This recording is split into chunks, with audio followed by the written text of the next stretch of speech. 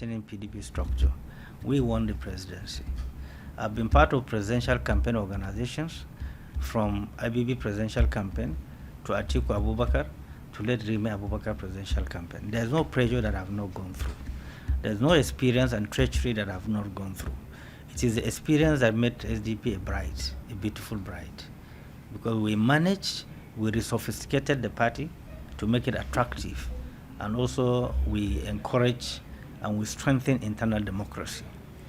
So for those who do not understand, have not been following our history, our background, where we are coming from, they will have no idea, and they think we are not capable of absorbing shocks. We are trained to absorb shocks, and we will deal with those shocks.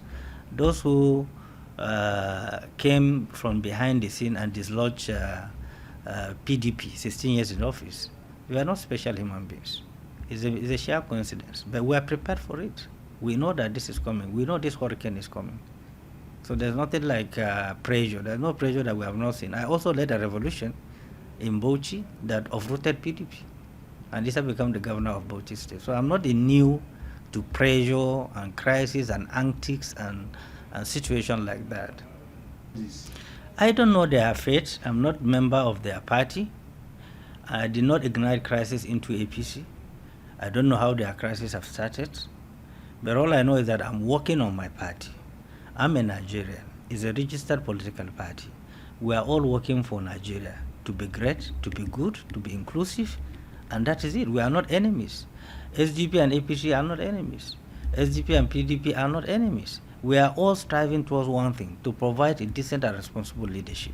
So they shouldn't see SDP as their enemy. No, I have no personal problem with the President and Commander-in-Chief. I differ with some of the policies that led him to where he is today. And I thought that by his experience being a governor for 8 years and part of the activism, from the June 12 issue, which I was in Lagos, I know all that have transpired.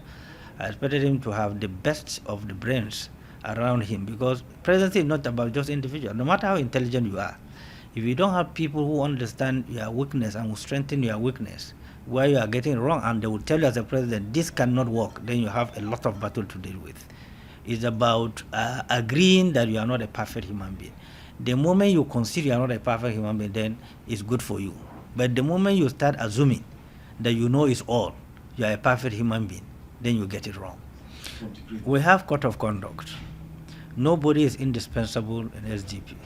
We are building SDP to be like ANC of South Africa, where the party is supreme.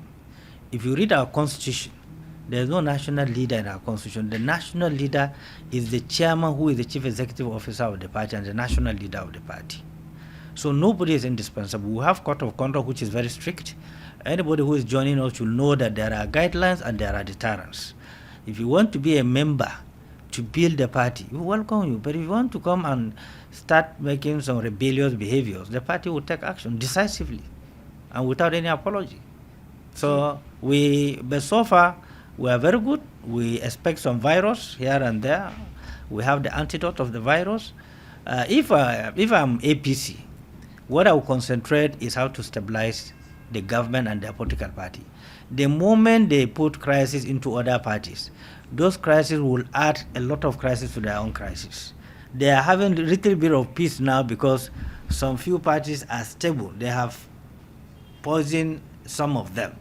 But the very day they wake up and discover that there is no party that can take some shocks from them, then I'm sorry, they can't contain the situation. With the level of poverty, the level of insecurity, lack of political environment that is inviting, no local investors that are investing, no foreign investors that are investing, they don't have statistics that are not on ground.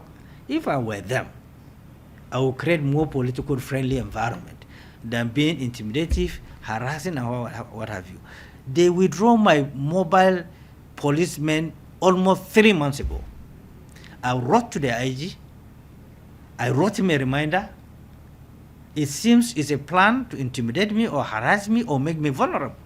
And I've told the whole world, if something happened to me, the security agencies should respond. And I heard that there was a directive given to them to withdraw my security. They should withdraw it. Look, we fought this battle. Rimi went to prison. People didn't know how we fought to restore democracy. Those that are now claiming to be powerful, they have no idea what we went through to restore democracy in 1999. But because Nigeria have short memory, otherwise nobody will question our integrity where we are coming from. We are progressive by orientation. We fear no one. We respect system. We respect process. But the moment you start applying element of intimidation, you lose us completely. So they withdrew my security. I didn't do anything. I'm not a criminal. I've done nothing. By law, statutory, I'm entitled to it. And then I have applied, IG approved it. And under the guise that IG ordered mobile police to be withdrawn, which they have not returned to me up till now, and it's only my mobile police that were withdrawn. Only my own were withdrawn. So which means somehow they are after me. They are free to kill me. They are free to send assassins after me. If I die, others will resurrect. That is how society is all about. But I would have left my mark in history. So I'm not afraid that they are withdrawing security. They are making me vulnerable. They should remember, a military head of state died in office with all the security apparatus around him. They should remember an elected president, Umar Yar'Adua, died in office. So what the hell is anybody talking about? In one way or the other, whether you are office or out of, you will die one day. But why would a responsible government order for an innocent person heading the political party security to be withdrawn? How petty can that be? How petty can that be? Is that how to run a country? Me as an individual, what can I do? What right do I constitute a government? It's when they are already suffering from defeatist tendency. So my advice to them is that they should stop this intimidation and harassment, systematical way of busting for nothing. They need everyone on board. I was very friendly to this system. I advised them. I offered progressive advice. Now certain people who are in the government, who happen to be our friends, turned against us and seen us as enemies. Because they see you as a threat? Is it because they see you as a threat? Or your party as a threat? I don't care about party have to do with the quality of human beings that are presiding over the party that will create the environment. Certainly they will see me as a threat because I know everyone in Nigeria. Who is who in Nigeria, I know him and they know me. And they know my capacity. I've invested my energy and my time in the political space of Nigeria. So if they don't see me as a value added, they shouldn't see me also as a liability to them. Because I'm not in their party. All they need to do is to cultivate understanding. How do we move Nigeria forward? I don't need to be in the government. And I did not apply to be in the government. But we have a moral duty as citizens to add value to any government without even voting for the government. Once you are sworn in as the president and commander-in-chief, everyone belongs to you, irrespective of party. Because the law says protection of life and property of Nigerians is for the responsibility of the president. So the president ought to have protected me, but the president made me vulnerable. And I've reported this over 3 months. My mobile policemen were withdrawn. Only me were withdrawn in the guise of withdrawing them, and they will be sent to crisis reading areas.